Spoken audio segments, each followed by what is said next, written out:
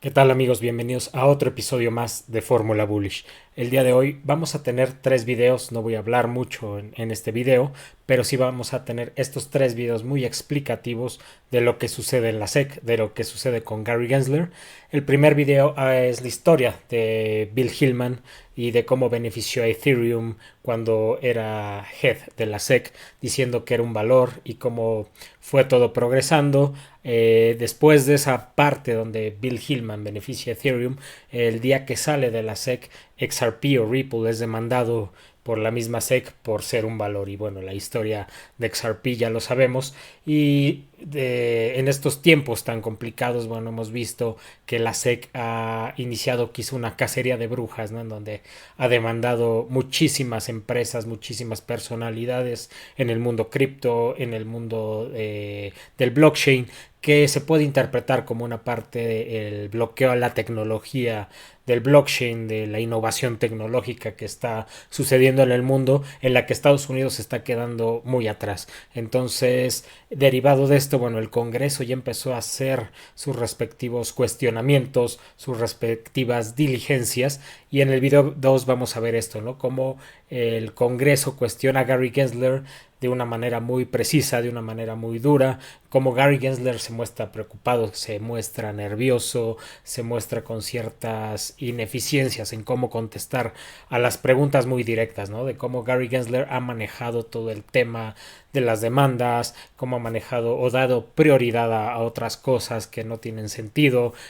Hablan en este video acerca de XRP, de cómo es considerado o cómo la SEC lo considera un valor y qué es lo que él opina sobre este tipo de cuestionamientos. También el Congreso lo cuestiona o cuestiona su posición de qué tan eficiente puede ser, ¿no? Y qué tanto está bloqueando la innovación hacia todo lo que viene.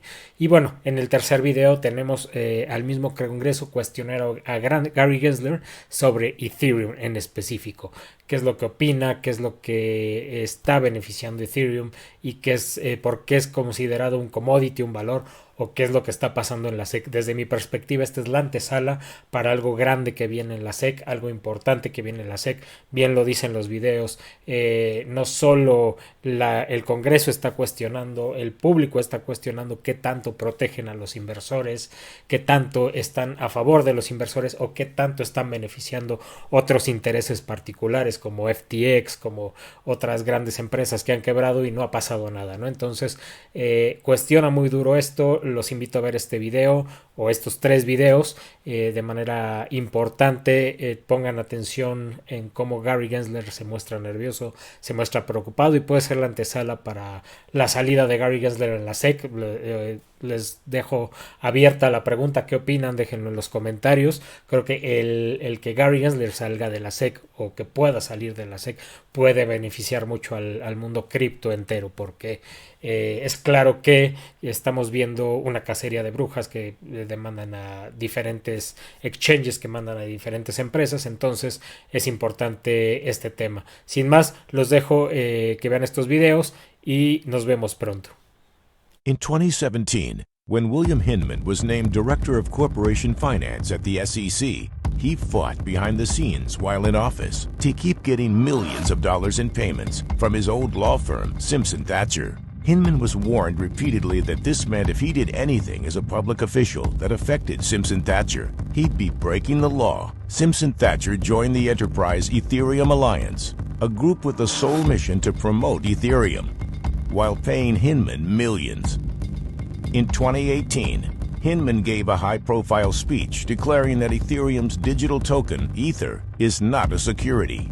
We believe current offers and sales of Ether are not securities transactions. The price of Ether immediately took off. There, that was after the comments by the SEC. So, interesting market action there, right? Whoa. Did William Hinman break the law? Federal rules say that even the appearance of a conflict is a serious violation by public officials. How did this happen? Why was Hinman allowed to promote Ether in a speech given his financial conflicts? And how did a speech involving so much of the SEC staff that was certain to move the crypto markets fail to be screened for conflicts that would have been found with a single Google search? The crypto markets are in turmoil, and investors don't feel protected. How can we have confidence in the SEC if conflicts of interest are left unchecked? It's time for an investigation. Part of the SEC's mission is to protect investors. Does the SEC review pre-IPO documents?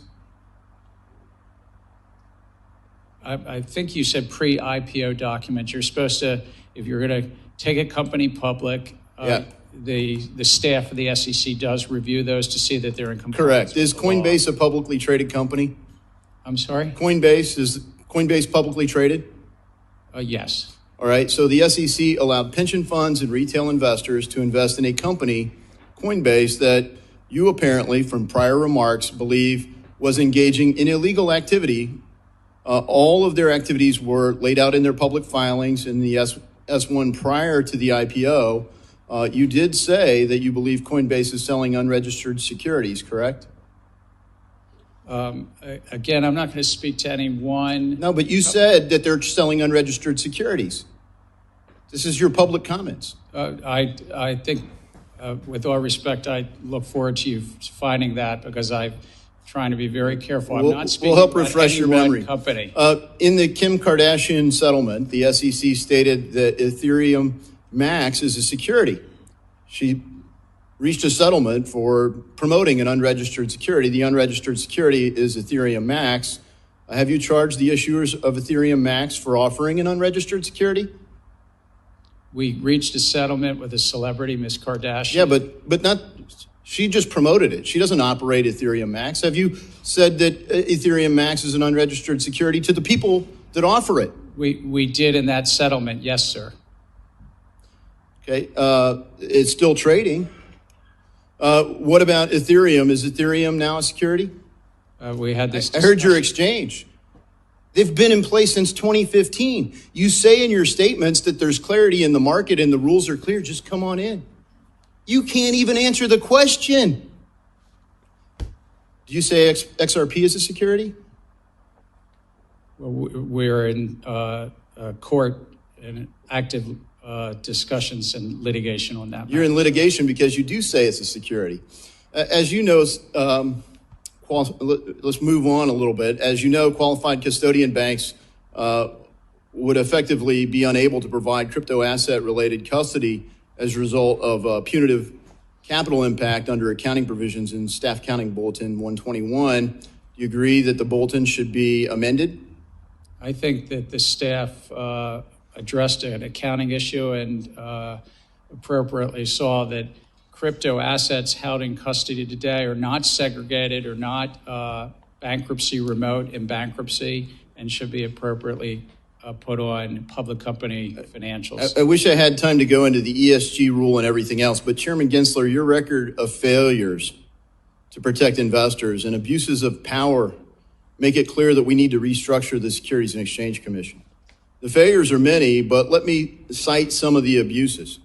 You average more than 2 rules proposals a month. You provide inappropriately short comment periods.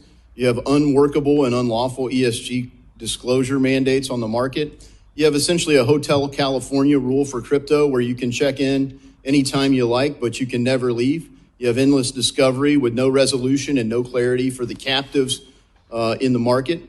You have unworkable proposals for overhauling equity market structure, a de facto ban on crypto through proposed custody rule. You have high staff turnover, unhappy people leaving your office, and unhappy companies and capital leaving our country.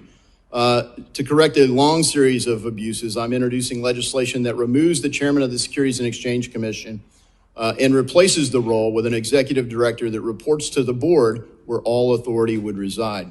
Former chairs of the SEC will be ineligible under my proposed bill. And this isn't just my take. It resonates across the political spectrum. The American people want democratic access to capital, retail investor participation. You can't just exclude retail investors from markets and claim it's for their own good. Our markets need to function and flourish. Ether is one of the most popular digital assets and powers the Ethereum blockchain. Back in 2018, then SEC Corporation Finance Director Bill Hinman stated that he believed Ether was not a security. Last month, CFTC Chair Benham expressed his view that Ether is a commodity. The State Attorney General of New York asserted in a court filing last month that Ether is a security. Clearly, an asset cannot be both a commodity and a security. Do you agree?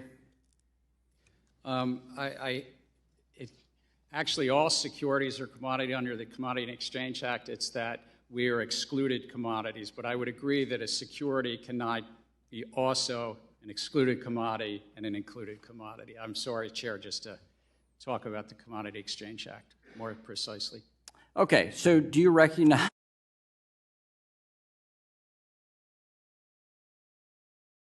how would you categorize Ether then? Look, I think that the general sweep of what Congress did, not just in the 30s, but as amended. I'm asking you, sitting in your chair now, to make an assessment under the laws as exist. Is Ether a commodity or a security? Without speaking to any one. I know you've repeatedly said you're not going to speak to one, except you've spoken to one, Bitcoin.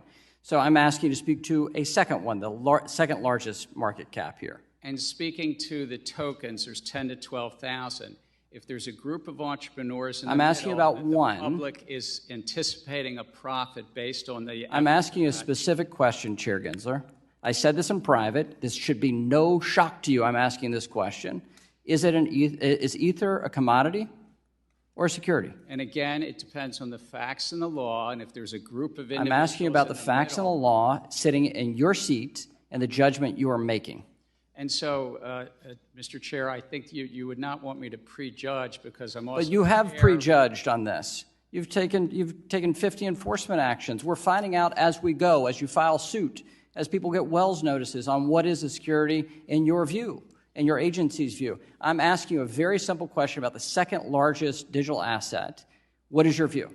And my view is if there's a group of individuals in the middle that the public is anticipating... All right, so let me just ask a second question then. Do you think it serves the market for an object to be viewed by the commodities regulator as a commodity and the securities regulator to be viewed as a security? Do you think that provides safety and soundness for the product? Do you think it provides consumer protection? Do you think it serves the value of innovation?